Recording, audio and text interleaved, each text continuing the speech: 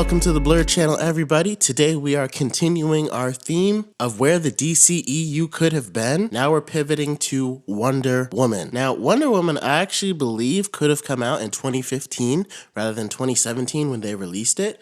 So again, we're assuming that they go with the continued universe. They decide we're not going to put them together in a movie until we see them individually off screen. And so then we get to Wonder Woman. Now, for the plot of Wonder Woman, honestly, I really wouldn't have changed anything. It's the same basic plot because I like the way they explained how the Amazons came to be. The fact that Zeus created man, but Ares got jealous, poisoned them with hate, so Zeus created the Amazons to help mankind recover, but then Ares got mad again and used mankind to enslave the Amazons, so that's how the Amazons became warriors in order to escape and break free. And then the queen of the Amazons, Hippolyta, having a child with Zeus, and we get Diana Prince, aka Wonder Woman. And so then Ares going on a rampage and killing all the gods, which I didn't like initially when I saw the movie, but as the universe picks up and builds out, I actually thought that that makes sense and that fits in well with the universe. The reason why we don't have these high-powered gods running around is because Ares went crazy and killed them all, you know? It fits better for the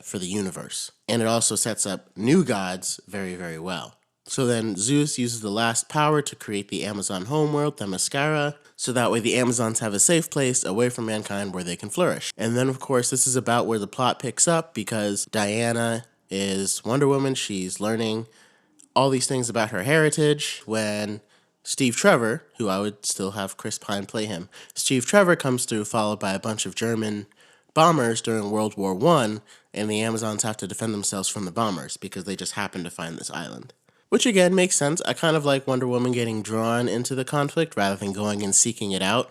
And she thinking in her head that this was an act of Ares, that Ares caused this war and gives her an enemy that makes sense with her origin. So I think that works. So now she's on this mission in World War I to stop Ares because that's who she thinks is behind the Germans.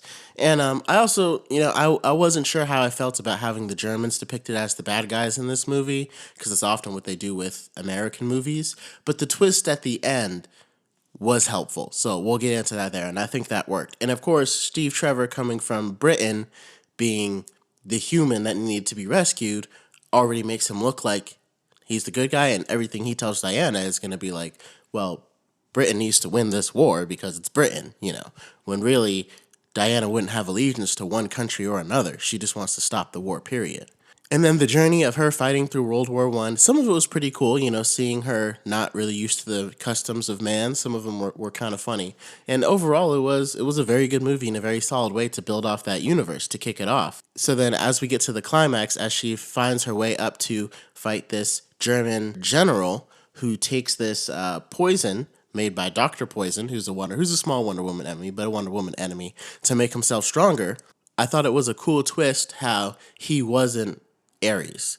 The fact that Diana thought that he was the one to kill, and then when she finally did it and had him alone, she realized that wasn't Ares, and it was actually a guy that she met earlier who's really fanning the flames of both sides. And I think that's the part that really showed that this is not the Germans are bad and the Americans are good, as they depict a lot. This is just war is bad. And Ares doesn't care who's fighting, who thinks they're right, as long as they're fighting. That's what war is for. And so I thought everything after that was good. I thought the fight scene between her and Ares, there were some parts that were a little bit cheesy, where she was like, and humans are so much more, and then like she uses her Zeus lightning powers to kill him, and she's never used those before. And I thought Ares' powers could have been a little bit more defined.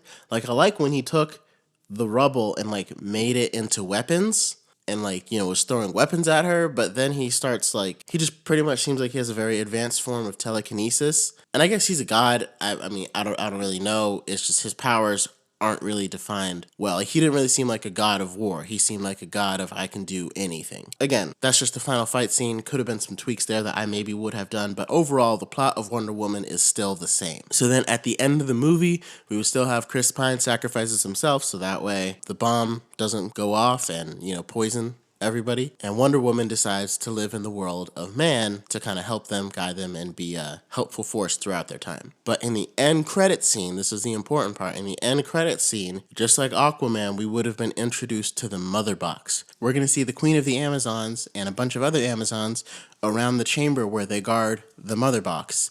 And they're going to wonder, why is it awake? Basically, it's going to awaken before them, and that's why they called her over there. And she looks around and says it has slept for 5,000 years. There's no reason it should be awake now. And that's the end of the scene. And that's going to lead directly into Justice League. Because if you remember, the end credit scene for Batman vs. Superman, Silas Stone is told, your son's been in a terrible accident. And so the end credit scene for Wonder Woman, they're going to wonder, why is the Mother Box awakening? And that's a mystery we won't find out until Justice League. So anyway, thank you guys so much for listening. We are still counting down until Flash comes out in June, talking about where the DCEU could have been and why they wouldn't have had to reboot the whole thing if they just sat back and kind of took their time with it the way that I'm outlining. So we're going to keep this going. Justice League episode should be coming out soon. Until next time, Blurs, thanks for rocking with me.